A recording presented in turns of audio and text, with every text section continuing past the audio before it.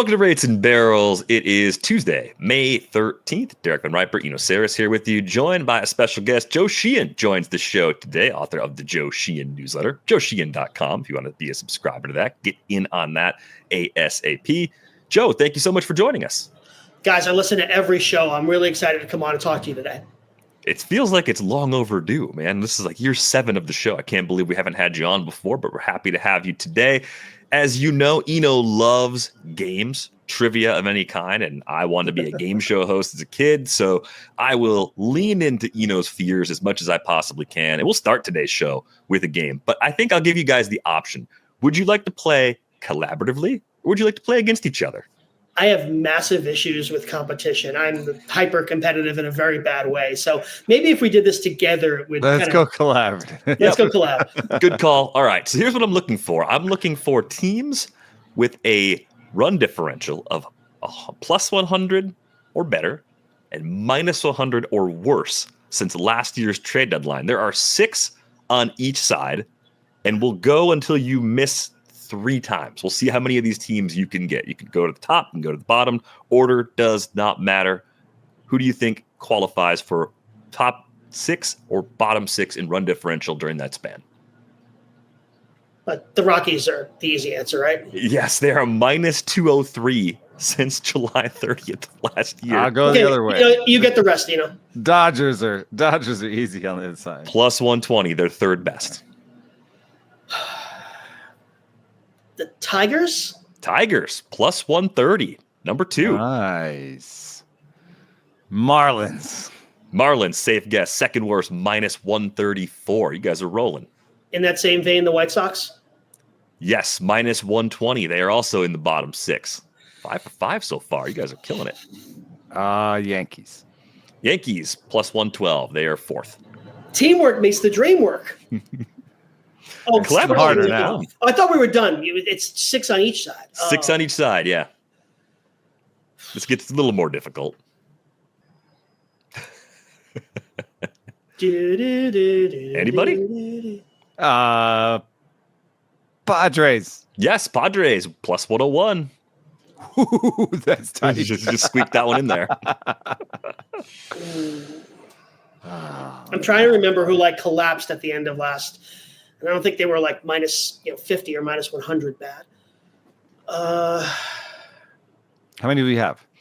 I think you've got 6 or you got 7, I think, now. Out of 12? Out of 12, yeah, 7 for Angels. 7. Angels, yes, minus 128, third worst. I think there's one more low-hanging fruit on the bad end that you guys will get. Because every time we think about this team, we're just blown away at how awful they are at scoring runs and how bad they are at finding the Pirates. Yeah, the Pirates are a minus 123. So you've got all of the negatives except there's 1 remaining in the bottom 6, and there are 2 remaining in the top 6. You're 3 away from come on, we're 9 for 9. We got to do this. Including the number 1 on the board. Number 1 on the board. Best on the board. differential since last. Wow. Yep, best run differential since the last trade deadline. The Mets? They are a correct answer, but they're not the number 1 on the board. 10 for 10, 2 to go, 1 at the top, 1 in the bottom 6. This is impressive.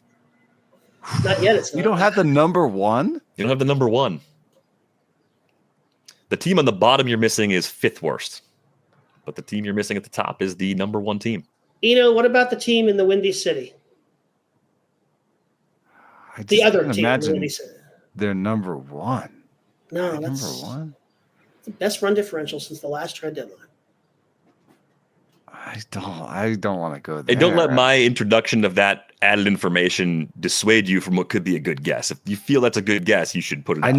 I'm pretty sure it's not Atlanta because Atlanta. You're right. You're right to throw Atlanta aside. It's not Atlanta. So I think it's the candidates are Phillies, Cubs. Joe basically said Cubs. I'm going to give it to you. The Cubs are number 1. 130. Oh, I'm trying to be collaborative. Cubs. All right. Yeah, just leaving the door open. All right, so 5th worst. Jeez. 11 for 11. Can they get it?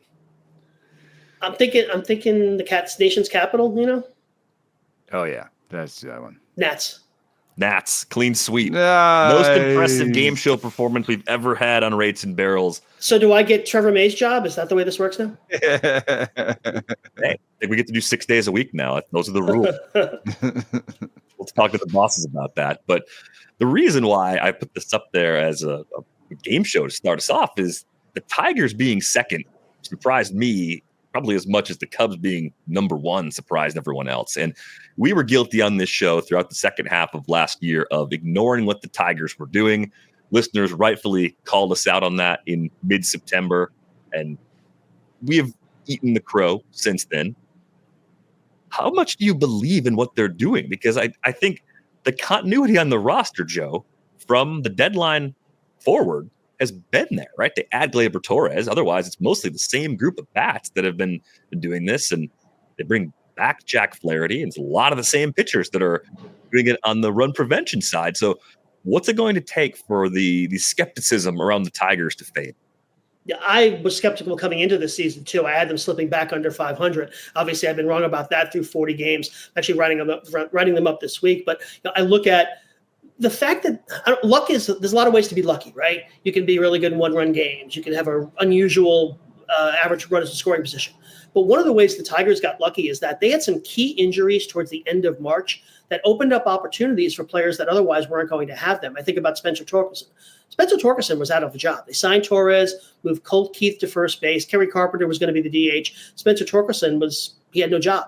A couple of injuries. Vierling got hurt. Parker Meadows got hurt. Gleyber Torres was hurt to start the season. And all of a sudden, Torkelson got to play. The injury to Vierling opened up opportunities for Zach McKinstry. Jake Rogers got hurt early in the season, opened up an opportunity for Dylan Dingler, who's, despite having a 31-1 strikeout to walk ratio, has hit very well.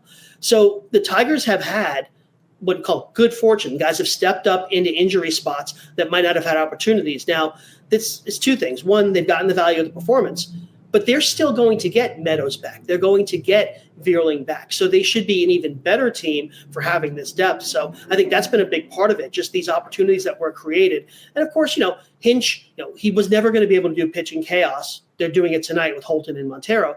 But you look at, Flaherty's been okay. Tariq Skubal's been incredible. Jackson Jobe's been okay, but at least he's in the rotation. He's got the opportunity. They've only used 6 starters so far. That's been helpful for them as well. So a lot of things have gone right for them, but they're not a fluke. If you look at the third order record, you look at run differential, you look at all the things we look at to say, is this team for real? They're for real. I think Jackson Jobe just had one of those starts yesterday. There were 5 walks, but 7 Ks, 1 earned, 5 2/3. Like finally put the swing and miss into an outing that we've been waiting for, because when you look at you just watch him, or you look at his numbers and stuff models, he passes the eye test, he passes the numbers test, and you're like, where the hell are the strikeouts? We're finally starting to see that from Jackson Jobe. Hopefully that's kind of the beginning of a long run of him making that ascent and being more like a mid-rotation starter on his way to being an ace. What's your skepticism around this team, if there is any still remaining at this point? Yeah, I was taking a quick look at the WOBA minus xWOBA chart. There's a lot of problems with xWOBA. It's not as predictive as people want it to be. Even for hitters, it's terrible for pitchers.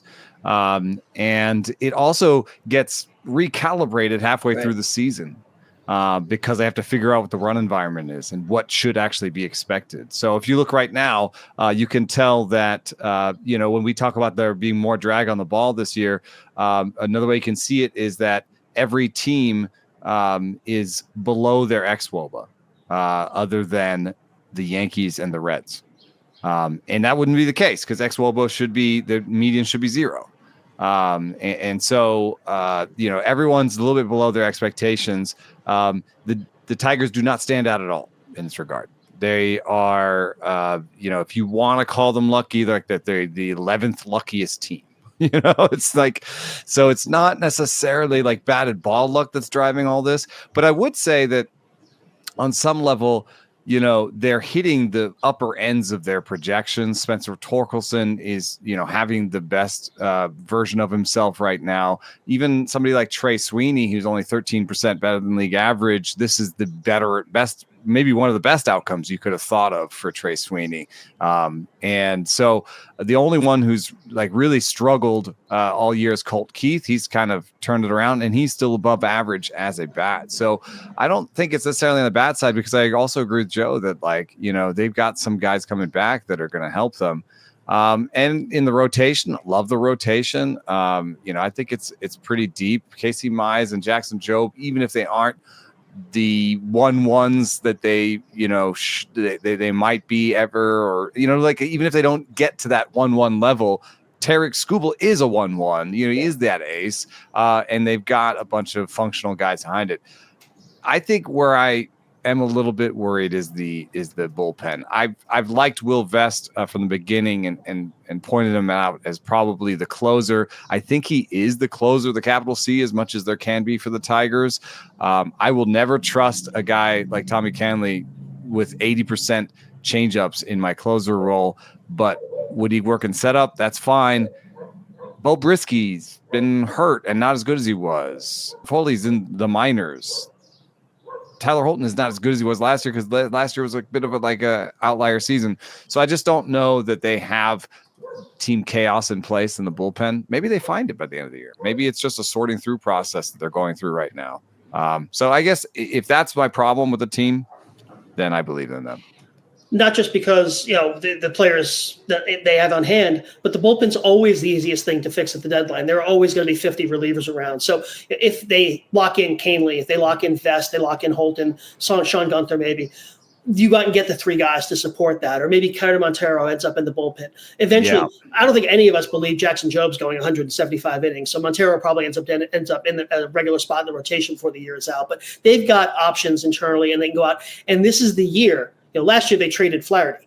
They're going to be buyers this year. I don't see a situation where they're not going to be buyers at the deadline. So we're going to see, you know, does Scott Harris have that club in his bag? Can he go out and make the team better on the fly? Yeah, and another question I've had about the Tigers since the passing of Mike Ilitch is the spending interest of Chris Ilitch, right? Like, how much will they spend now, given that at their peak they were top 5 in payroll for a few years? That was something we saw them do. I don't think you can expect them to go all the way back to that level, but I don't think they're going to sit, you know, 17th where they are right now, at least where they were on opening day per COTS. So I think there is a little bit of room to go out and get what they need. And I think you're right to call out Scott Harris, like being the first time in that position. Can he add what he needs to put this team into a position to be more dangerous in October? Let's move on to the Giants for a bit. I think they're fun to talk about because they present a problem of credit. Like, who do you give credit for the quality of this Giants team right now? How much goes to Buster Posey? How much, if any, still goes to Farhan Zaidi? I mean, it's a Giants team that hit this peak a few years ago that they probably shouldn't have hit when they did. And then because of that, I think it made Farhan look like a relative disappointment in the years that followed. They make the change, obviously going out and getting Matt Chapman and then extending him, signing Willie Adames in free agency. Their appetite for spending is up, and they're landing some more impactful players. But where does the credit go, Joe? Well, Chapman's an interesting guy to pick because Zaidi signed him, and technically he was still in the chair, but I think we all give credit to Posey for that extension. So who gets credit for 2025 Matt Chapman? And I think we've been dealing with this now for a while. You go back to like the Astros. Like the Astros were the Moneyball team, and they got, but like Jose Altuve was an Ed Wade draftee. You look at, you know, the Cubs had a lot of guys from the previous administration when they won. The Red Sox basically they've been winning with the prior guys' players for like a 20-year cycle now.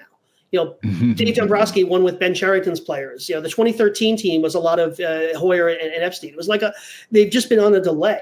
So we see this throughout baseball. Unless you're the Yankees, who've had Cashman in the chair for 20 odd years now, every team is built on a multiple set of management groups. Even the Giants, if I'm not mistaken, Brian Sabian was still there when they drafted Logan Webb, and Logan Webb's the best player on the team. So every team, every roster is like this, but I think right now this is still mostly a Zaidi team, taking nothing away from Posey. Verlander's been okay. Adames has been okay. Give him credit for Chapman. This is still going to be Zaidi's team for a while just because he was in the chair. Buster Posey hasn't had the opportunity to draft and develop. His staff hasn't had the opportunity to draft and develop players. Yet I'm totally sober, guys, I swear. And it's going to take 4 or 5 years for us to know if Buster Posey has those skills. Yeah, I mean the Adames signing has been panned by a fair amount of people. I think I like it because I see this team in the clubhouse and on the field, and Matt Chapman is a leader by example. Willy Adames is a little bit more of a leader but with voice, and he is that type of bilingual, very gregarious, upbeat guy that can bring different parts of the clubhouse together. So I see some clubhouse intangibles with Willy Adames. I also see a position of need and pain for the Giants, where they were trying everybody in that position and couldn't find a shortstop. So just getting someone in there that is competent defensively and offensively and while being somewhat of a leader in the clubhouse, I think has been a big move for them. However, I see an alternate universe where Jung-Hoo Lee doesn't get hurt. And I'm not saying that the Giants would have been good last year with just one more player not being hurt, but they might have been more interesting. What we're seeing this year when you go to the park are the Jung-Hoo Leegans, like a whole, a group of fans that wear these hats, and there's a chant for Jung-Hoo Lee, and not to just put it again on one player, but there's an excitement where people used to say Farhan's teams are boring. There's no one to root for. We don't like any of these players. Well, now, do you like Elliot Ramos? Do you like Jung-Hoo Lee? Do you like guys that he brought up? That he signed. So, and there's still a lot of that residue when it comes to even, the rotation and the bullpen. Tyler Rogers is Ryan Walker are the and Camilo Doval are the benefit, are like the DNA that Farhan put in place in terms of, I'm going to have a great bullpen. I'm going to have pieces that I move around on the offense. One thing I have noticed is I think that they move guys around a little bit less, and they're a little bit more likely to keep guys in their position in the lineup and not muck around with platoons just as much. But I'm interested to see, what happens with Lamont Wade Jr., because there's a guy that Farhan really believed in, that he got off of waivers, that he's probably the biggest struggler in that lineup right now. You got Gerard Encarnacion coming back. How does Buster handle that? How does Buster handle, here's a player who has some limitations, but some positives, Lamont Wade Jr.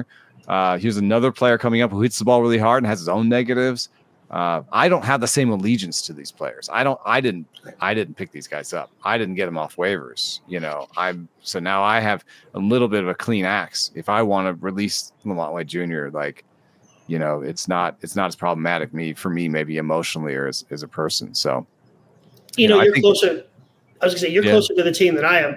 We're talking about Wade here at first base. I mean, how quickly do you think they might push Eldridge up?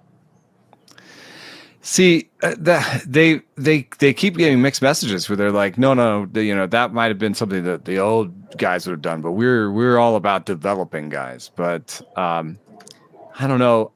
I see Buster as, being an eyes guy, to some extent. He's made some noise about, not being so into the numbers and, bringing some of the old school scouting back. So I feel like if Eldridge is passing the eye test for them, then they'll go for it, and they'll just say this is a scouting thing. We like the way, we like the cut of his jib. We like the way that he's handling himself, and he does have a 130 WRC plus in AA. You maybe like a little bit fewer strikeouts from Eldridge, but maybe that's just going to be part of the package. And it will be kind of hard, I think, at some point to decide that he's ready. And there's all sorts of different ways to decide he's ready. One of the ones is need. Right now, there's the biggest obvious need is slugger, first base, DH. I wonder if it'll depend on what they're able to do at the trade deadline, too. I see them as a team that might be closer to the middle, less likely to make the playoffs, but still more likely to do what they can to try and get in. So if finding corner help's usually not that hard, but there could be a handful of teams that get the best options, and then you're left with a situation where you get to late August and Bryce Eldridge gets that Corbin Carroll, Gunnar Henderson cup of coffee that turns into more. Like that's more or less like the way I think they'll handle it, is see what's available first that's more experience. And he's so young. Eldridge is off to a nice start at Double A after that wrist injury, though. So anything's possible at this point. It's just one of the unknowns at that org. I looked it up while we were talking too, by the way. Elliot Ramos, that's from the Bobby Evans Giants. That goes back pre-Farhan too. It was a slow cooker to get him to where he is now. I think you got to give multiple regimes credit for getting him to the point where he started contributing at the level he was at a year ago. And to my point about these like emotional attachment to the guys that you signed and you drafted, I don't think that the Giants valued Elliot Ramos like during Farhan's tenure. Like it was such a, like he was up and he was down. He was never like, they didn't care. It was never like, hey, here's our opening day, left fielder or whatever. No, it was like I think it took some, I forget what the injury was, but it took some injury where they just didn't have anybody else to go to. I was expecting him to get DFA'd or to get put in a trade any day. And then someone got injured. Maybe it was Jung Hoo Lee got injured. I think it was the Lee injury that opened up the playing time last year. And then he just played well, and oh, look what we found. So. And they were playing him in center field too. I don't think a lot of people expected him to play center field, which he was out. Which he doesn't anymore. Well, but he was standing in center field. Not to bust up your beautiful rundown, but okay. But I think that this might be my team for my team for my pick for best team that doesn't make it. Okay, team. Okay, it's my second choice. So okay. The question that Eno took off the rundown without asking the question: which team today has the best record that won't make the playoffs? The Giants are your pick for that. And I'll just run through my reasoning real quick. Is just that I think this offense is over its skis. It's literally over its skis in terms of projections. They're scoring 4.6 runs per game and they're projected to score 4.25. So like they're over their skis in terms of projections. And then I just look around at that offense and I think that like Tyler Fitzgerald is going to regress from where he is right now.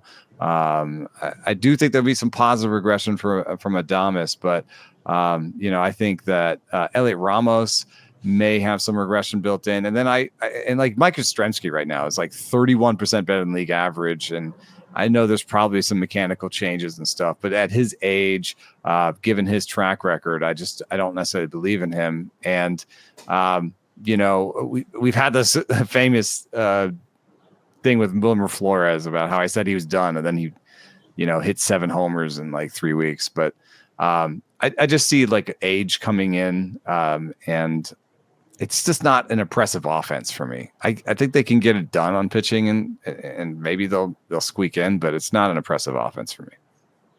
I agree with you. I can see them continuing the run prevention. I love the way they've managed Birdsong. Harrison might be up in that multi-inning role again. I like the way Melvin has run that staff, but I just think the talent base of the offense, you look at that division, they're going to only be able to really play for the wild card. The NL wild card is just so competitive. So yeah, I'm with you. They're not my pick, but I agree that they're going to slip. They're going to be the team that's one of the teams most likely to slip. Yeah, probably one of the first teams out when the dust clears in the NL playoff picture this fall.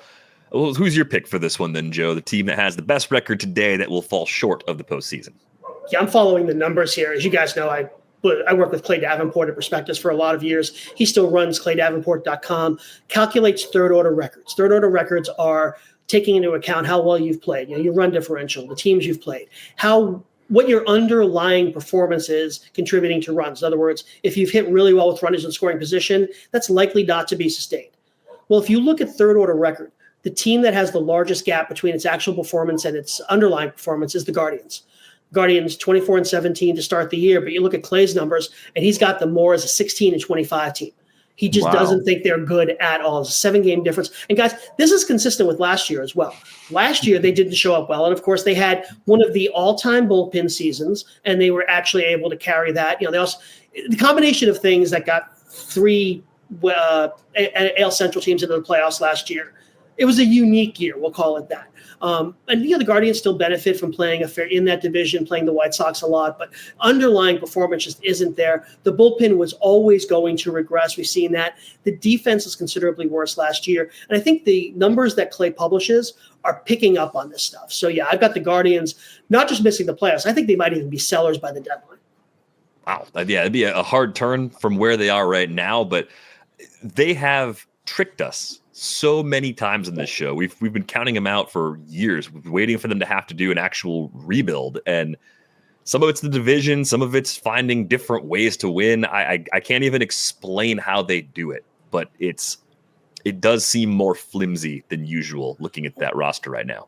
I feel like we've been talking for years about how good they are with pitching, but I'm looking at this rotation now. I'm like, I mean, I actually have not seen an update on Ben Lively, so if you guys have one, please let me know. But like Tyler Bybee and Gavin Williams, I think 2 years ago we thought they'd be, if not a 1-2, maybe a 2-3 at the top of a rotation. They've both been incredibly disappointing. What are you seeing as kind of like my personal pitching guru? What are you seeing with Yeah, no, but even before the season, I was really excited about Gavin Williams going into the season. He had such a great spring training, and he does have more stuff than they usually have. They're usually kind of more the Tanner Bybees. They have great slider command, and they try to coach up the stuff a little bit.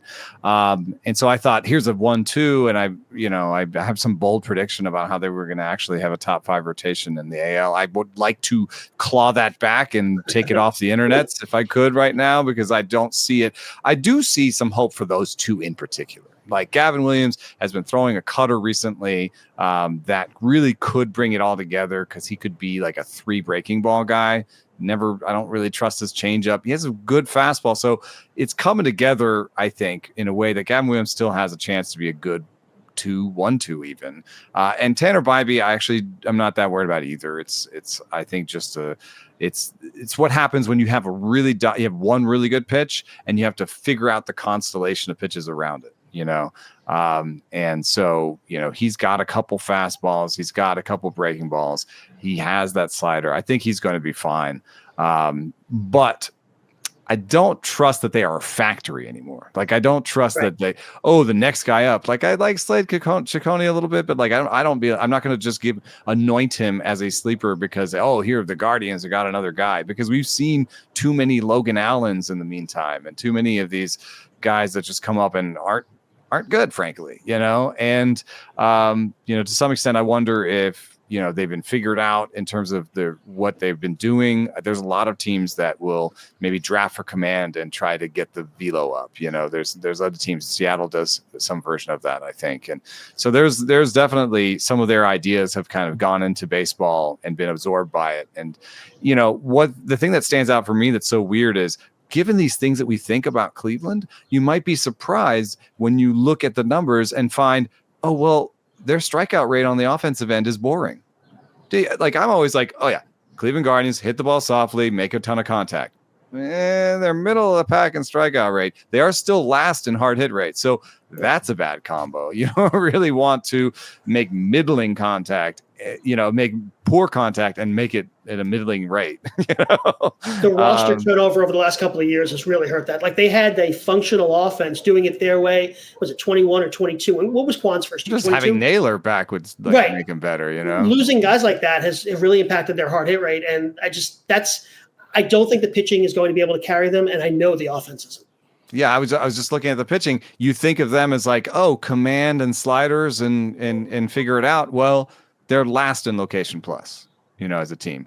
And sometimes you're like, well, okay, so you acquire Joey Cantillo because you're like, well, we're so good at command and stuff. What if we got a guy who had great stuff and doesn't have great command? What could we do with that guy? And turns out, turn him into a reliever, I guess. So, I'm really surprised by the success of Ben Lively, and I do want to give them credit. What I understand from Tobias Myers that was pretty interesting was, here's a guy who went Rays, Guardians, Brewers, very interesting trio of teams. What I understood from him was that the Rays and the Brewers were more like, in terms of throw good stuff, to the middle of the zone, basically. Not middle, but like throw good stuff in the zone and have simplify it and have fewer targets. And that the Guardians were more complicated in terms of, we want you to throw it here, and we want you to throw it here, and we want you to throw it here. And so that might come from an organizational residue of having guys who did have the command to do that. If you do have a lot of Corey Klubers and Biebers, Shane Biebers, then you may have guys who can hit those corners. And then what happens when you have Gavin Williams who can't really hit the corners? Just do what Shane Bieber did. Just do it. Right. Yeah, Gavin Williams with their 45 command. Just do what Shane Bieber did. It's effective coaching. I think what it turns into as other teams get better at scouting and finding the pitchers that you were previously getting into your organization and making better is it leaves you with guys more like Parker Messick. And that's not to disrespect Parker Messick, but Parker Messick is a command over stuff guy who hasn't really had that uptick that we've grown accustomed to seeing. And guys like that people are getting to drive line earlier. Sure, yeah. They drafted Tanner Bybee, and Tanner Bybee actually did the drive line work before they got him. In the 2020 season. So, a lot of the velo boosts that they would love to give to them are now being gotten by 18-year-olds that are going to these places first. I say this as someone who likes Parker Messick, by the way. He's got a 34% K rate at AAA right now. I don't know why the prospect hounds don't like him more. I like him. I'll take him on Team Load'em. It's fine. You can call him a back end starter all day long. So maybe they're right about Parker Messick and everybody else is wrong. That's always possible. Unlikely, but possible. Hey, just above league average stuff plus. Just above league average. That's what you're looking for when you need more. All right, let's go to the other side of this one. Which team has the worst record today, but will still manage to make the playoffs in 2025? Let's get some optimism for a team that has not played well through the first 40 or so games. You can go first on this one, Joe. It's funny. I just did a radio hit before talking to you guys, and I got asked pretty much the same question, and I got laughed out of the room. So I'm going to try it here again. I'm going with the Orioles, and some of this is just stubbornness because I picked them at the start of the year. I don't like. You end up picking 23 teams to make the playoffs over the course of the year. I don't think you're really adding a lot of value. So I tend to stick with my preseason picks. I have to assume the offense is going to be better. There's some guys who have been – there are issues. I agree with you with using xWOBA, X slugging, X stats, but it does seem like they're getting less for their good contact than they have so far. So I think the offense will bounce back. I'm as concerned about the pitching as anybody else is. I don't believe in Tomoyuki Sugano. Obviously, we've seen what Charlie Morton has done. I don't know if they're going to get Grayson Rodriguez back at this point. Grayson Rodriguez has started to reach that you're just a ghost until I actually see you make 5 starts in a row. And we don't know what they're going to do at the deadline. So I think there are reasons to be skeptical.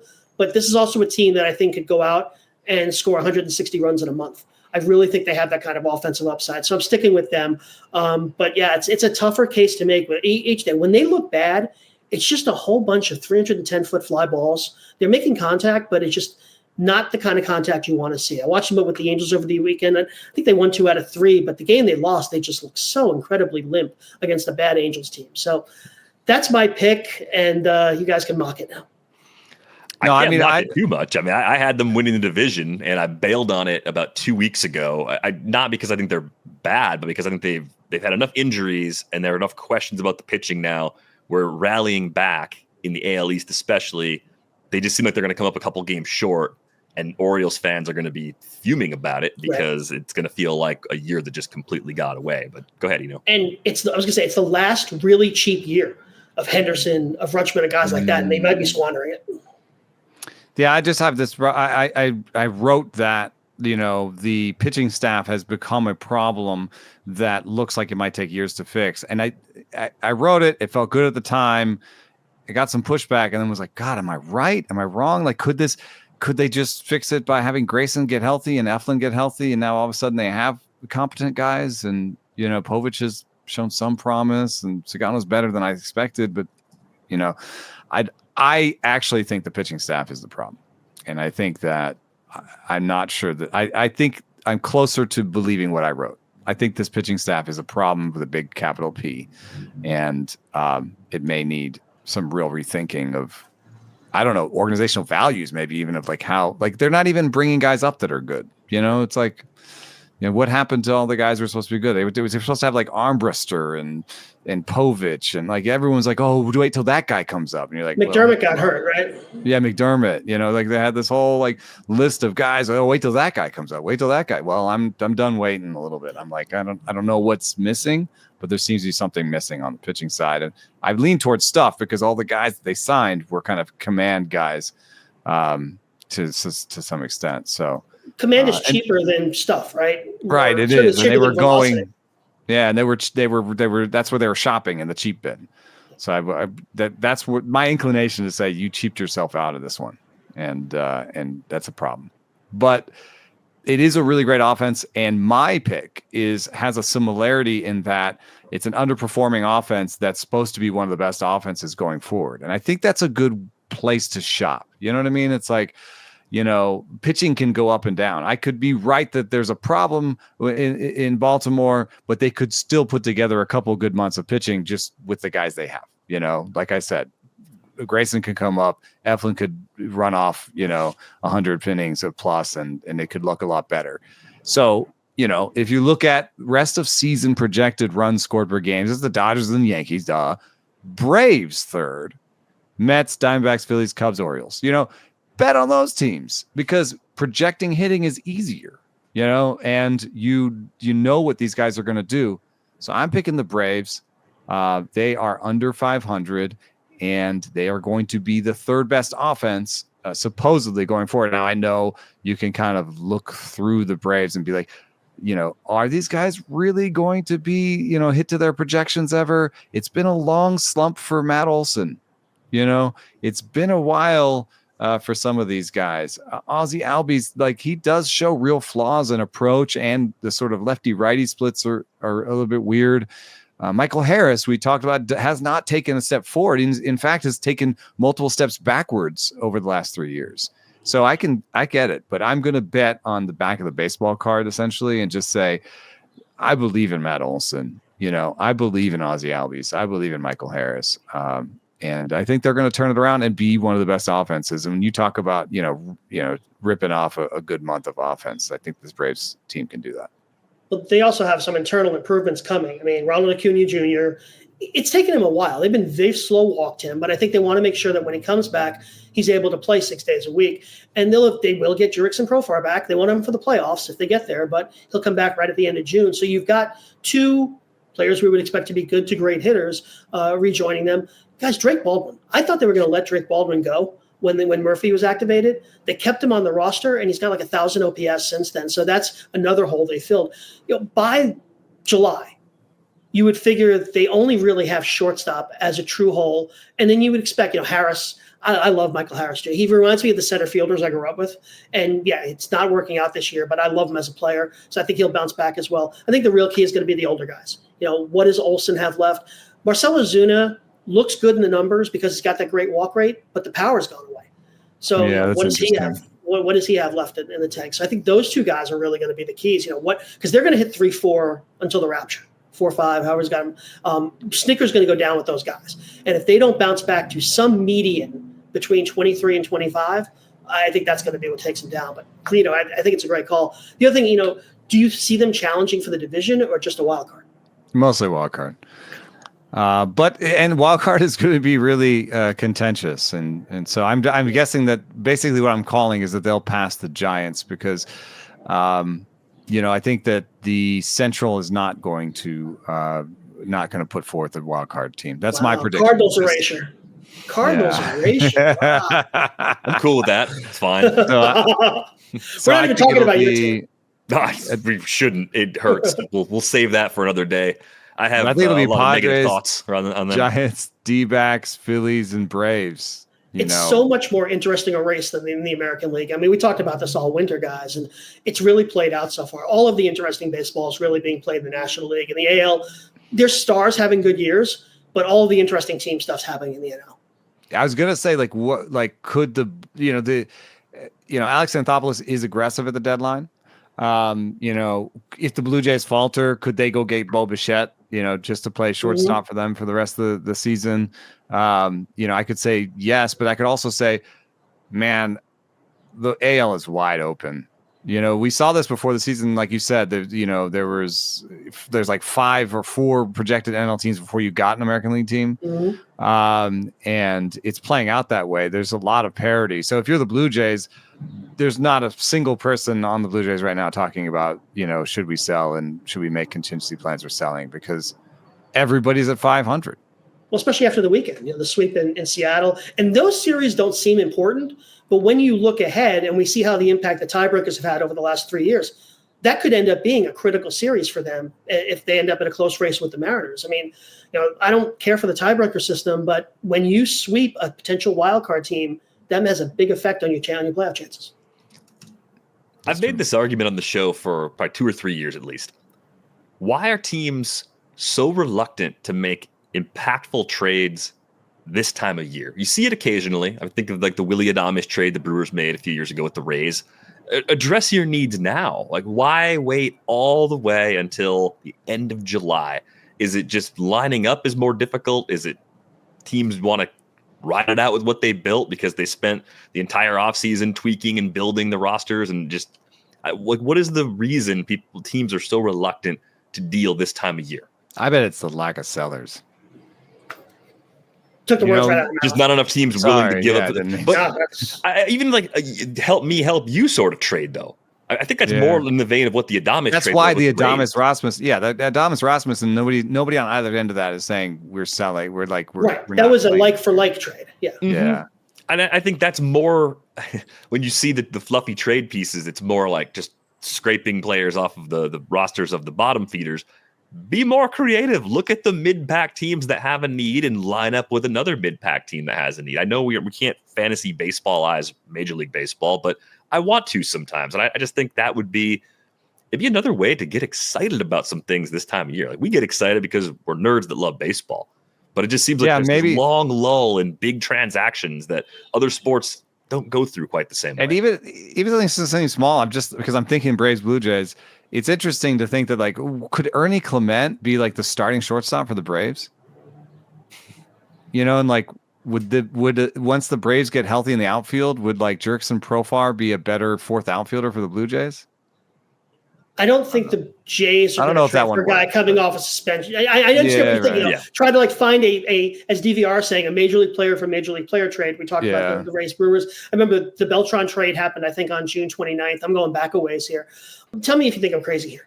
Teams have come to focus so much on improving their own players, and they have the tools to improve their own players, that trading has become really almost a tertiary approach to building a team. You want to draft and develop and find free talent in Rule 5 and minor league free agency, and just taking a shortstop and turning him into a UT, or teaching this guy a new pitch, or teaching this guy how to pull the ball more. It feels like teams have just turned trading into this thing that they only do it when they absolutely have to. It's an era in baseball now where teams just more focused on their 180 guys, and then looking outside the organization just isn't the priority. Yeah, I could see it. I mean, we know that they've changed some of their priorities and how much they invested in scouting. And that's part of trading, is you have to scout all those other players, and pro scouting in particular. I think amateur scouting has been pretty resilient to change.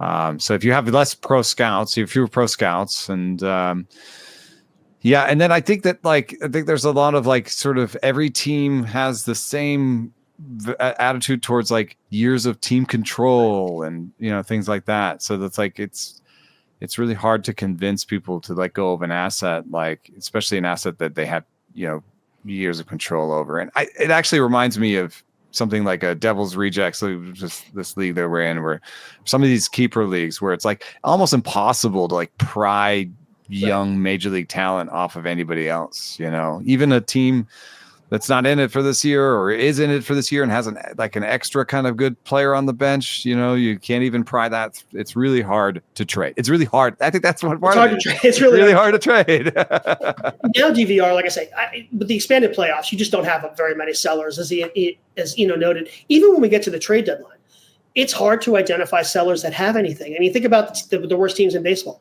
Ooh, let's go see what the White Sox have for us. Okay, Luis Robert, who might not be that good. We don't even know. And we are hearing some trade rumors that maybe he'll be the first to go and go early, because he's one of the most attractive pieces, especially for like a Mets team that doesn't really have a center fielder, But there's just not a lot of players on these teams. Like the Angels' best players are all guys that are, pre-arb. I mean, they're trading Nolan Shanwell and Zach Neto and guys like that. You look at, okay, maybe Jorge Soler, but he's not going to really move the needle. Taylor Ward, same thing. I just think the fact that we've got this 16 clump, maybe it's 5, maybe it's 4, at the bottom of the league that just doesn't have talent to trade is, clogging up the market a bit. So yeah, I miss it. I'm a couple years older than you guys, and I can remember like the 1981 winter meetings where Whitey Herzog, made the Suter trade, and or maybe it's the 80 winter meetings. So he traded a couple years later. He traded Ozzie Smith. It just used to be such a bigger part of the game, these monster trades, and we just don't see them anymore. It's sad. I miss it. I want it back. I want that to change. I think some of you it. Remember Harvey's Wallbangers? So yeah, you're a little young for that. They're right? just before I was born. So I hear the stories. I see the highlights all the time, but I miss them, which is it's a shame. I don't know. I don't know if I want to be a couple years older. I think I'm perfectly content. When you think about like the NBA, so much of the NBA's energy is in transactions, free agency, but also some trades and forced trades. It's not quite the same market. It's a cap league, but you do need some of that energy to kind of, okay, the games are great. Guys like us are always going to watch the games, but I think you reach casuals a little more with, ooh, who did our team just get? Yeah. We don't have enough of that.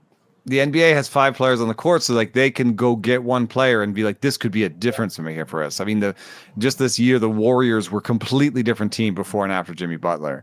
And so you're just like, you have this feeling like, oh, we could really just change the team completely. I feel like that's always working against baseball, where it's always. You've got the 26-man roster. Like, how much is getting this one player really going to do?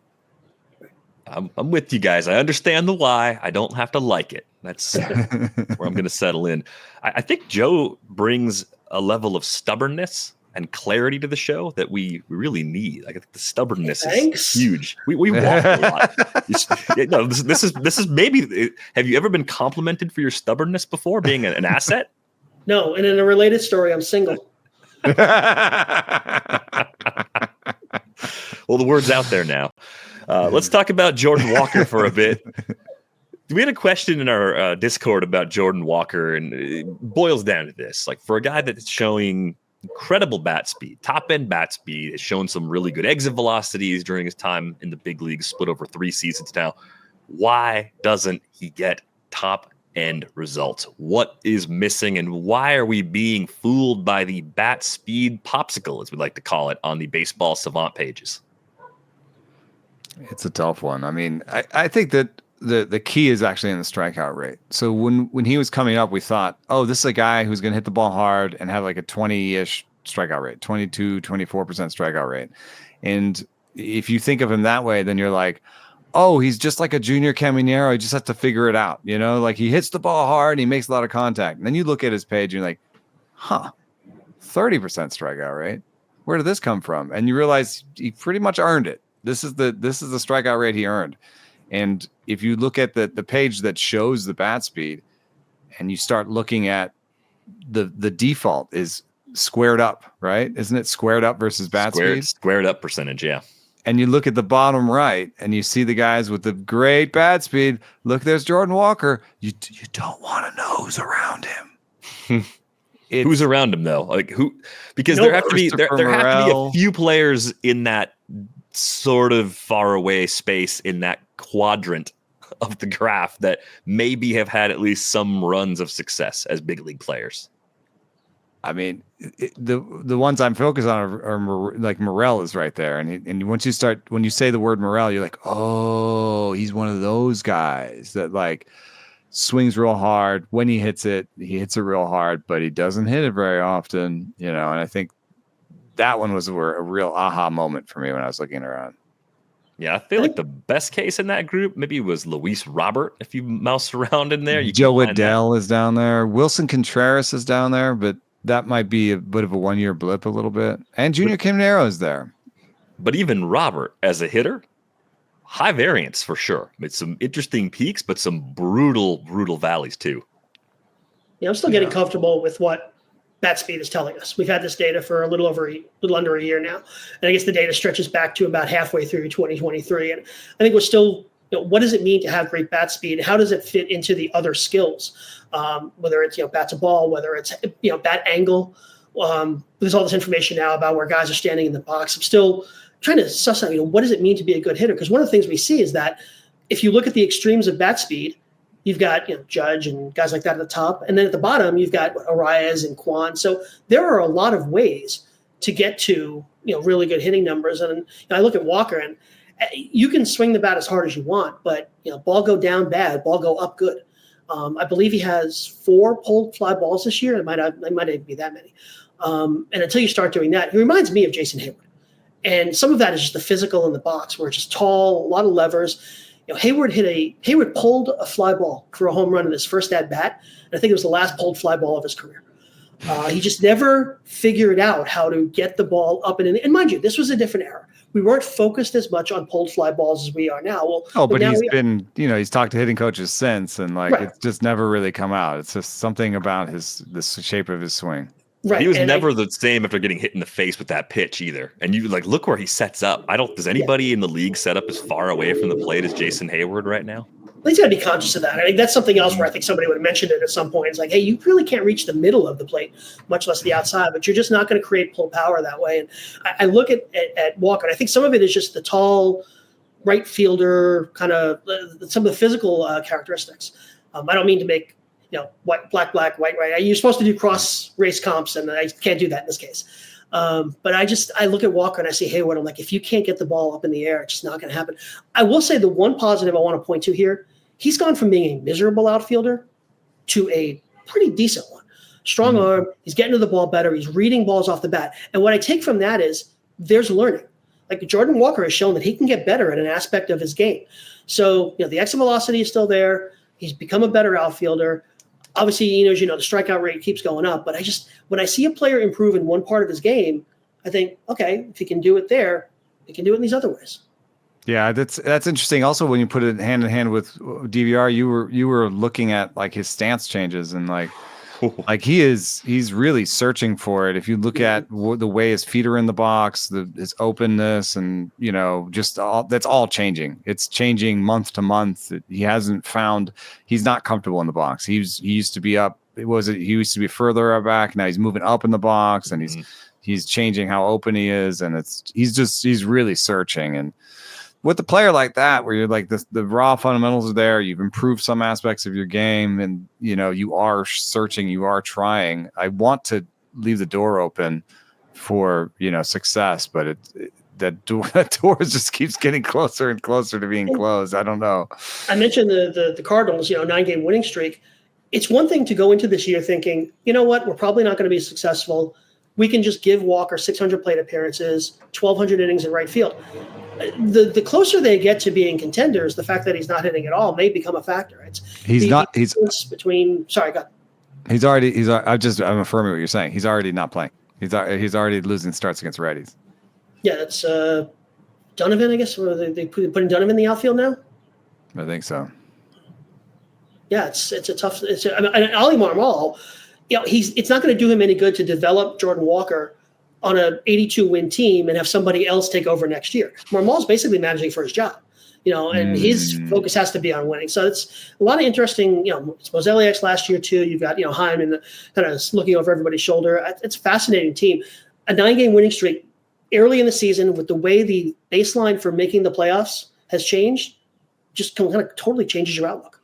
Yeah, and I wonder if there are 3 different visions for what the Cardinals should be doing this year right now. You sort of outlined them. There's Ollie. It's no, every day we try to win. Right. Chaim is could you lose a couple? I would like to come on, lose a couple. Yeah. I think they're playing it really well as far as how they're distributing the playing time. They're trying to see who are core guys and who are not, and while doing that, they're making good, quick decisions. Trying to stay in a position to maybe be buyers at the deadline. If they're not, they've got some interesting pieces to sell. It's not going to be a long reboot before they're actually competitive again. So I hate to tip my cap to the Cardinals, but I actually think what they're doing this season has made a lot of sense. One more question for you guys before we go. Who is your favorite breakout that you're still waiting for this summer? A player that hasn't quite clicked yet, but you think in these coming weeks and months it is going to happen. Joe, you can have the floor first. I'm going with Dylan Cruz. I mentioned with Walker, the other parts of the game are working, so I think he can improve at the plate. Dylan Cruz played a really good right field, made a spectacular play the other day, and the hitting isn't coming. 42 to 8 strikeout to walk ratio, but the batted balls are actually really good. He's had 14 barrels so far. And most guys on barrel, the average barrel produces like a 6. This isn't expected. This is actual, like a 690 batting average, a 2200 slugging. And on barrels, he's just 5 for 14. He's barreled into 9 outs so far. And it doesn't sound like much, but when you're getting so little performance out of your barrels, it really has an impact on your line because you're supposed to hit 650 with a 2200 slugging. So I think the batted balls are there. There's a really weird righty-lefty split. Batters always have normal platoon splits to one degree or another. They can bounce around from year to year, but over time, they're going to have normal platoon splits. Cruz is backwards this year. And it's actually a skill-based backwards. 13 strikeouts, no walks against lefties, 1 extra base hit. He's going to hit lefties better than this. That's going to boost his numbers. I don't see a reason for the Nationals to sit him down either. If you think about where they are, just give him 550 at-bats, give him 1,200 innings in right, figure out what you have there. So I look at the batted ball data. I look at the split. I look at the defense is going to keep him in the lineup. I really love him. Plus, from a fantasy standpoint, 5 homers, 10 steals, and he's not even playing that well. I mean, that's a 40-20 pace for a guy who actually hasn't, 20-40, for a guy who has not played that well so far. So I like Cruz to break out. And they don't give him days off. He's played every single game, started every single game since the 14th of April. Other than once a month, maybe give him a day off. But I think you're still looking at a max PT player too.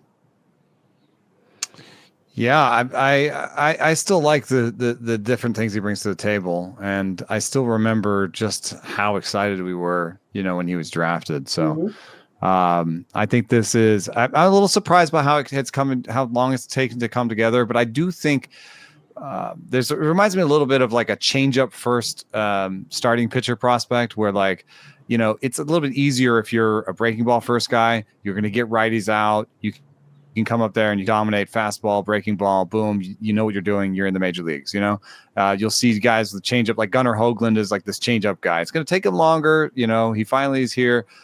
What I see with opposite field hitters is that sometimes it takes a while because Colt Keith is similar.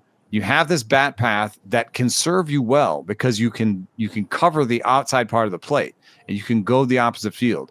But if you get too enamored with going the opposite field, then you may not have that pull power. And the pull power is what gets you paid. It's what gets you playing time. It's what gets you, all the attention. And so you start to selectively pull, and that gets you screwed up at the plate. The way Colt Keith put it last year, you got domed up.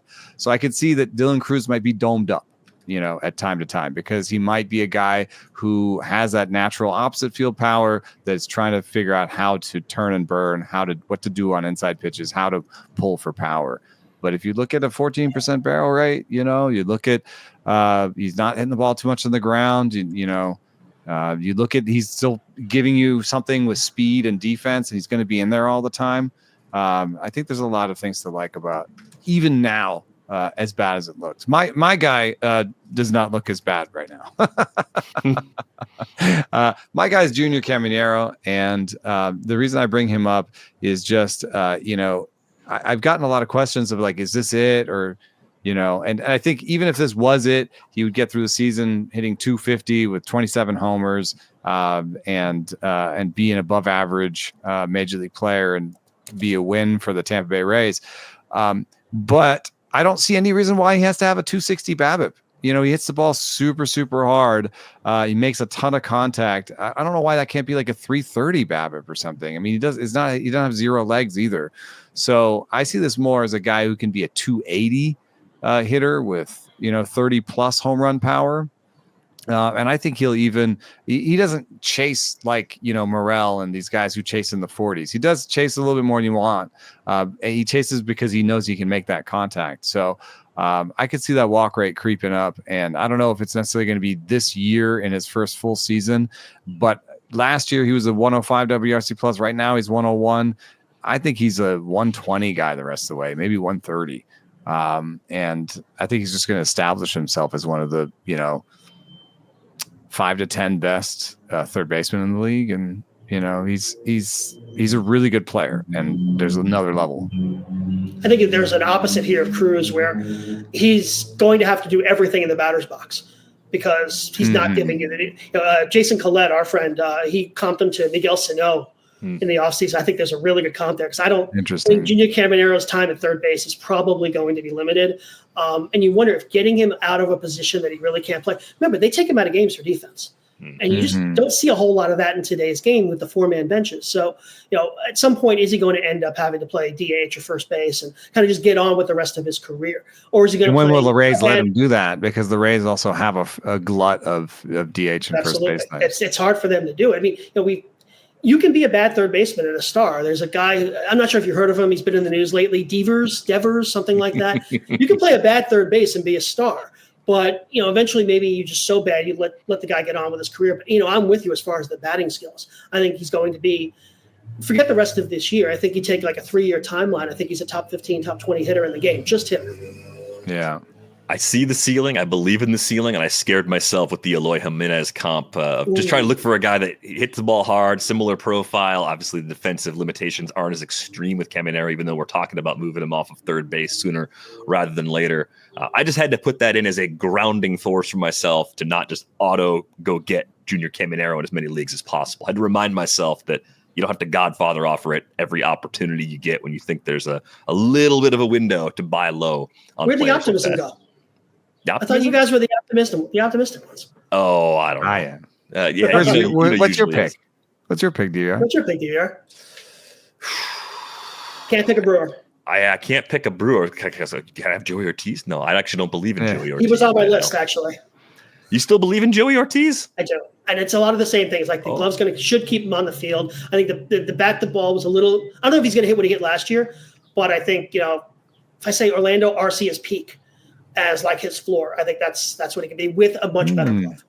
That's a good player if that's what he is. I mean, that's kind of what we were hoping for going into the year, and they don't have a third baseman either. Like they punted third base, and they're feeling that right now. So I think that actually buys Joey Ortiz that time at shortstop too. 2 holes to fill, tough to fill both simultaneously without early season trades. This is another team that make early season trade.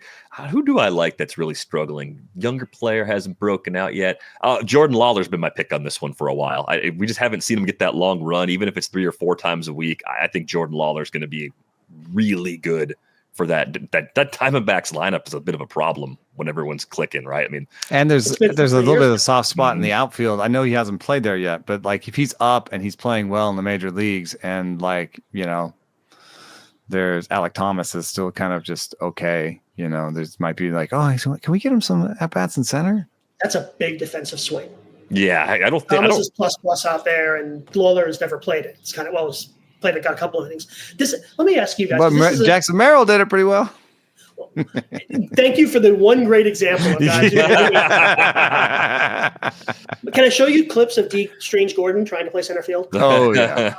Let me ask you guys. This is a pet peeve of mine. I like to see young players play every single day at one position. I have a nit when guys get called up and they play 3 days and sit 2. I think you can break a prospect that way. What the Reds did with Nick Senzel, changing his position constantly. I think Senzel got hurt a lot, but I think the development was also hurt with the way he was used. Do you have any concerns about bringing up – it's one thing to do with a second-tier prospect, to bring up Jordan Lawler and turn him into a UT effectively. Do you think that hurts the development? Am I right about that, or do you think it doesn't matter if the player has a certain talent? I just don't like messing with my top prospects. Yeah, in a vacuum, I don't like it, but I think it depends on the player.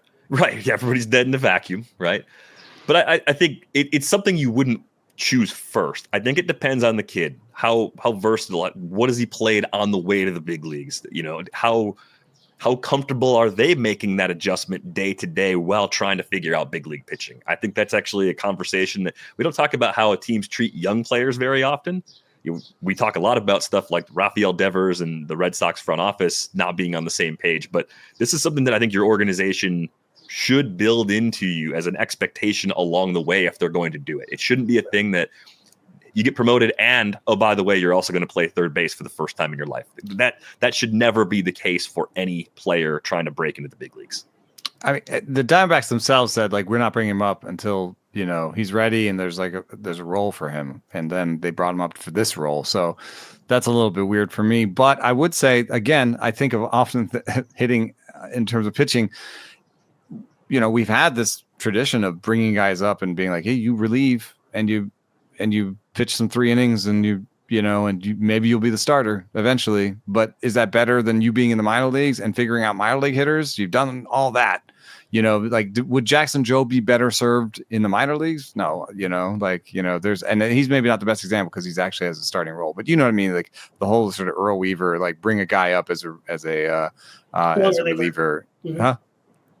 As a long reliever. Weaver was great at that. I don't know if I love the comp just because pitchers are doing, especially in today's game where we're not asking them to go 7 or 8 innings. Pitchers are basically doing the same thing when they go to the mound, whereas there's a pretty big gap between playing even short and third in terms of what you're being asked to do. And even at that, a pitcher, so he's starting or he's relieving. Not likely as not, we're probably not taking Jackson Jobe in your example. And if you were to put him in the bullpen, you wouldn't be turning him into your come in with first and third and 1 out in the 8th. You're bringing him in to pitch 2 innings. You start the 7th, you pitch 7th and the 8th. Whereas I think there's a lot greater difference in moving from second to short to third to center, maybe playing all 4 of those in a week. Tell me Chris Taylor can do that, I'm on board. All of these veteran types, or again, like I say, you're saying it's so hard anyway. It's like why you're throwing them multiple levels of difficulty. You're making that adjustment. Was it Keith Law or you, who wrote about the gap between the majors and AAA right now is as high as it's ever been? Oh, Lindbergh wrote a piece on that. Was it Ben? Okay. Well, it was somebody smarter than me. I know it was one of you guys. No, Ben wrote it. I actually just finally caught up to that piece. Like that's a large gap. I thought Keith was right about it too. Anyway, like you're making that big adjustment. And I just think it's best if you're taking a 22-year-old, having to go through all that and not saying you now have to play these positions that you've barely played and you have to do it at the major league level. It's one of the reasons I defended Devers. Like Devers has literally never played first base. And first base isn't just catch the ground balls and catch the throws. It's where do you go on this relay? How do you play the bunt? Can you make the throw to second on a bunt? It's a whole bunch. I'm sorry, I'm moving around here. It's so much more than just catch the ball or catch the grounder. And I don't think that really gets appreciated. Not to go all Ron Washington. But there are a bunch of people saying like, he's saying that he doesn't care about the team. You don't know that. Like you're not in his head. He might be saying, I don't know that I will be so good at that this is actually right for the team. Yeah, that's the part of the reporting that gets really frustrating. Is like you don't quite know how he truly. You get the quotes, you get what he says in front of the camera, but especially with translation, you don't get the full scope. It's incomplete, no matter how accurate everyone tries to be. And I think that's what makes those situations even more difficult to judge on the outside. Aside from the layers we talked about on the show, it's like, hey, look, we all like to think if we were in that position, we'd say, sure, anything for the team, but if you're worried about your health, you're worried about being actually bad at it and making your team worse. Like those are legitimate. But a young kid doesn't have any of that. Like, I can push back feeling. He's like, yep. Bring me up. I'll play wherever you want me to. And but for the Diamondbacks in the major leagues, Arizona has played Lawler at 3 different spots at Reno this year. He's played 17 games at second. He's played 8 at third. He's played 10 at short. So they've been building this into his routine. So I don't think it's off the wall. It's not blind. It's not blind. They're bringing in the majors and asking to play other positions, but it is asking, turning your top prospect into a UT bugs me. It's just don't think it's a great way to develop your best players. But of course, the Diamondbacks, they're contending now, so they've got to. We talked about the Cardinals. Your decision tree looks different when you're trying to make the playoffs, win a division, win a World Series. Or the Yankees, like how hard, like we used to think the Yankees were terrible at developing players. Like that was the discourse just last year. And now this year they're top 5 or top 3 in a lot of really interesting metrics when it comes to players under 25 who are performing in the big leagues. And you look around their infield, you're like, oh, Ben Rice, Austin Wells, Jason Rodriguez. Wait a second, you developed all these guys. There are days when 2/3 of the lineup is homegrown players, and nobody thinks about Aaron Judge as being a homegrown player because he's got the big contract now. But he's a homegrown Yankee, right? But that's the pushback I would give you. Is if I'm a good team and I have good prospects, I can't just let them all sit there. Yep. At some point I got to bring them up. And that's been a pain point for the Yankees. It's like, how does Jason Dominguez break into this lineup? Does he wait for an injury? Do we have to make room for him? Eventually, they made room for him. Like, they actually made the decision. We are not going to sign a left fielder. We are not going to bring anybody else in there. It's your turn. Go for it. And that might be next year for Lawler, honestly, because Eugenio Suarez is a free agent. So maybe this is just like almost like a September call up, or it's like try if it doesn't work out, like if you've learned something, you go back down, and then maybe next year we hand you third base and you're ready to go. And that's where the Weaver comp you made is actually really great, because it was never, we're going to bring you up into this hybrid role or this swingman role forever. It's, we're going to do this as you're a rookie so you can get your feet wet. So maybe that's the best comp here for Lawler. Lawler gets his rookie season in this role and then steps into an everyday role at one position next year. That's a great, no wonder you guys are great show hosts. I keep thinking it's going to be third base with Suarez's contract up, but a lot of ways for them to make it work. And having an off season, you can try center field or try left field or right field, whatever you want to do with a full winter to possibly work on it as well. Joe, before we let you go, let our listeners know where they can follow your work and how they can subscribe to the newsletter. Yeah, pretty much everything I do now is at the Joe Sheehan Baseball newsletter, joesheehan.com. You can get subscription information there, read excerpts of everything I write. Plus, there's a page that has like 25 pieces from the archive, completely free. You can check those out, see what I do. I'm not the bleeding edge nerd that I used to be, like Eno is here. But it's fun. If you enjoy the game, if you enjoy reading about the game, I think you'll enjoy the newsletter. This week, the newsletter actually turns 15 on Saturday. I've been doing this since 2010, back when I had hair. I'm not running a discount if you go to my Blue Sky. Still weird to say that. Sheehan newsletter at Blue Sky. You can check that out. There's a couple of discount offers I've posted there. Join the newsletter. Thousands of people get it and enjoy it. You guys have a Discord. We have a Slack where subscribers talk baseball all day. I actually also do a gaming newsletter if that's how you enjoy the game. That's free for subscribers. I don't sell that, but it's only if you're a subscriber you can get that. So the newsletter provides all kinds of things on baseball. I hope people will check it out. joesheehan.com, Sheehan newsletter on Blue Sky. Definitely check that out. Joe, we appreciate your time and your insight today. We look forward to doing this again sometime with you soon. Thanks, fellas. I'm a huge fan of what you guys do. Thanks for having me on. We appreciate you. We need to go. I actually have a meeting coming up in a couple of minutes, so you can find Eno on Blue Sky, enosaris.bscott@social. I'm dvr.bscott@social. Thanks to our producer, Brian Smith, for putting this episode together. We're back with you on Wednesday. Thanks for listening.